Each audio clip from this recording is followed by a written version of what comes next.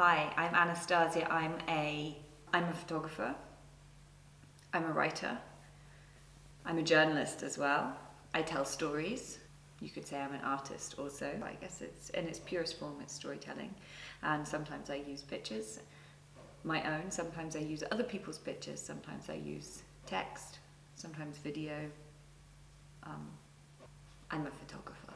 Okay. I guess is the answer to that very simple but somehow quite difficult question. So what drives me now is probably quite different to what drove me 20 years ago when I decided that I wanted to become a photographer. Then, in my naive teenage mind, I saw photography as a solution, as part of the solution to things that were happening in the world that needed interventions or change. I thought that maybe photography would be a solution to violence, a solution to injustices. It would provide part of a solution to social challenges, to poverty, to war and conflict. I had naively built photography as a medium into something in my teenage imagination that it turned out it wasn't, to me in any case. Photography didn't, or photojournalism or documentary photography in the end, wasn't able to fulfill all of the expectations that I had of it, to change the world, to change, maybe to change people's perception of the world, but not actually to bring about effective, measurable change. For the most part, while photography can play a role in bringing about effective, measurable change, that isn't the grounding of my interaction with photography now. Storytelling is important. It's one of the most important things. It's something that's innate in us as human beings, and I love telling stories.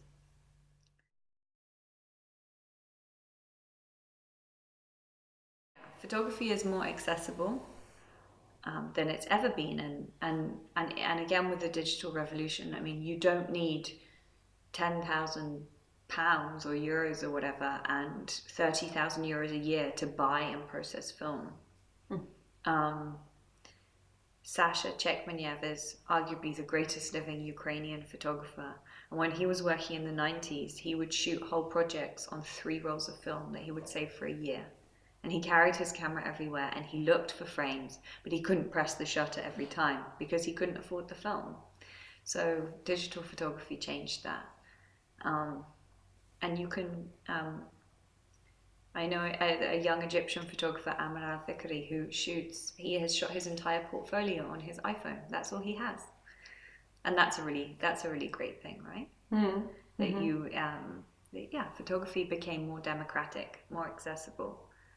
And most people carry cameras with them everywhere now because of the smartphone.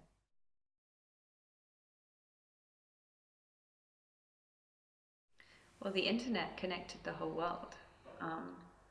And means that our audiences we are able to reach people in places we never could before. Imagine, like, even a few years ago when if you made a story for a weekend supplement magazine in one country, like, even you wouldn't see that here in Finland if I published the story in England, right?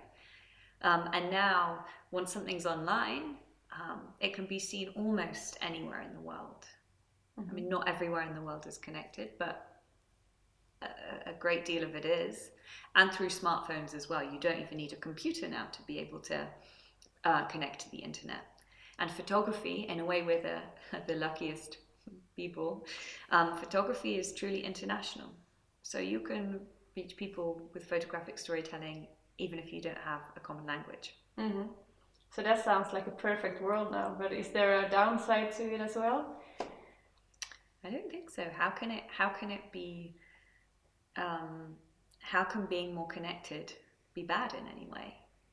Well, I'm thinking, for example, about that if anyone can share everything, right? You don't have no filter about there is no checks anymore in that sense. If we're talking about all the fake news and just whatever can be shared. So we removed the gatekeepers. Right. This is about power and colonialism in a way as well. And privilege. Who were the gatekeepers? Who was it who said, yes, that news is right and that news is not? We talk a lot about Russian propaganda, but what about the way American newspapers propagate American foreign policy in their stories? There is agenda in the way that there was an agenda in the way that we traditionally shared stories as well. And yeah, if you remove the gatekeepers, then I mean, I wouldn't say it's a downside. Like, things changed when they become, I mean, it's democracy, isn't it? If everybody gets to say something, then some people say shitty things we don't want to hear, or that we don't believe in, or that are untrue, but that's democracy. And I think removing this hierarchy of privilege, like, imagine now as well, even just to dial it back a second, but even as a photographer, if I wanted to share a story about something that was important, I had to take my portfolio to New York or London or to Perpignan, have all the work printed out and convince one of those gatekeepers that my story was important. And even if it was, they might say something like, yeah, I mean, it's a really nice set of pictures, but we did a story about women soldiers 5 years ago, so we can't publish another story about that now. There are so many agendas. I don't have to go to those gatekeepers anymore. I can put that work online and I can reach an audience very quickly and very easily. So, yeah, when you give everybody a voice, people say things that you might not agree with. I mean, look at the way ISIS uses the internet and social media to tell their stories and their recruitment campaigns. They're using it very, very effectively. I don't agree with their ideology or what they're doing in the world, but that's when, I mean, that's democracy, isn't it?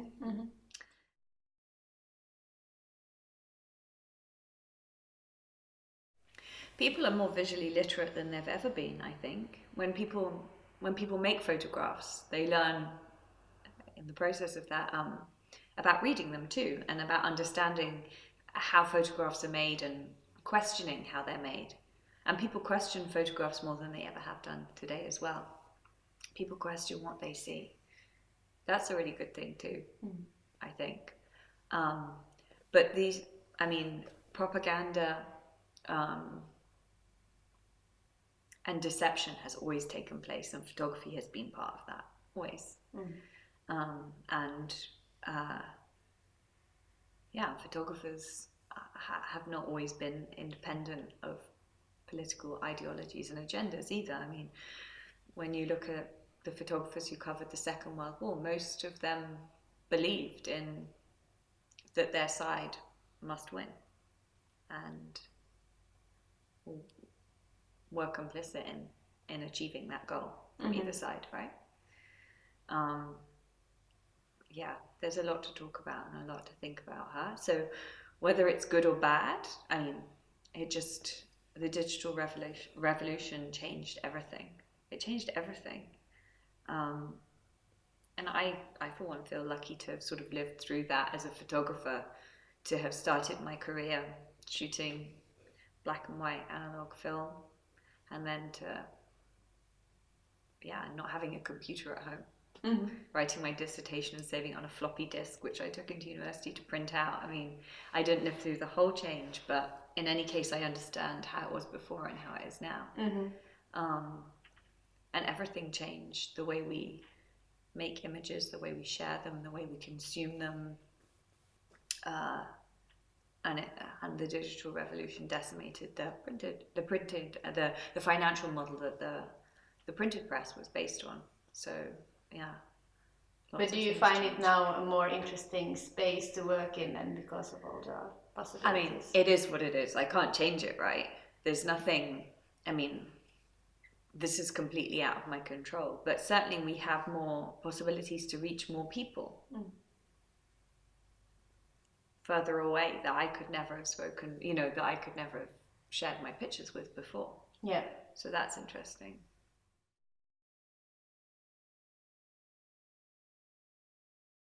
I don't know if we will always have documentary photographers or photojournalists. I don't know if it will always be a career choice or a profession.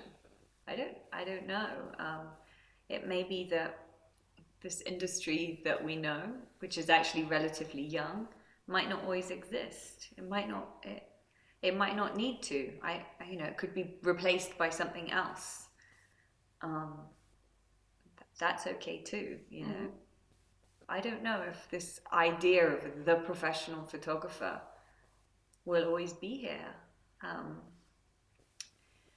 when my grandparents and my dad as well were growing up in the East End of London, we didn't have a camera in my family, so they went to a local portrait studio to have their pictures made. The same studio on Armagh Road in East London. It's in Bow. And the family photographers there photographed my granddad from when he was a child, and my grandparents when they got married, and my great grandparents even, and my dad when he was born. So professional photography, any photography that happened in my family was done by a professional photographer from outside, and they kept the negatives.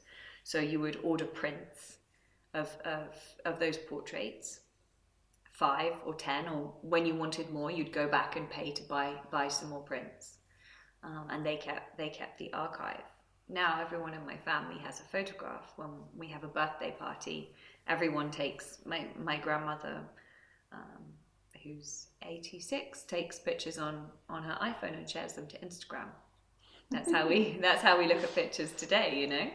So the role of that professional, the professional photographer documenting generations of one family, doesn't exist anymore.